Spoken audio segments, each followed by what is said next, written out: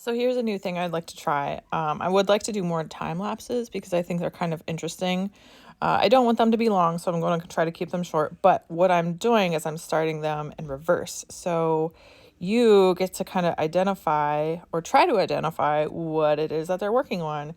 And so in this video, I got buckets and buckets, I think almost 3 buckets full of this thing.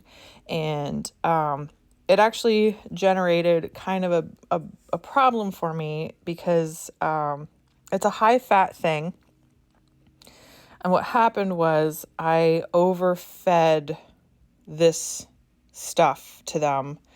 And we're in that weird time of year where the room can either get closed up and buttoned up nice and tight and overheat, or I could leave it open and it gets cold.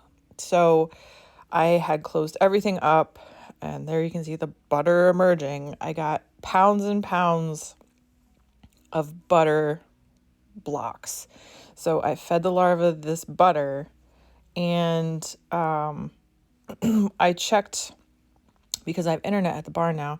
I checked the app to see what various temperature zones were, and the larva room was at 94 degrees, which was way too hot.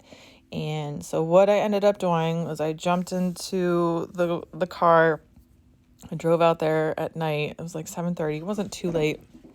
I'm glad I got there when I did, because it took me about an hour to sweep up all the larvae that had, they just got really uncomfortable. And because the butter is a lubricant, they just were crawling out of bins all over the place. And so I had piles of larvae on the floor that I had to sweep up because they just got too much fat. I had the room closed up too tight. It was still, a 40 degree day. And so lesson learned, do not overfeed butter to your larva.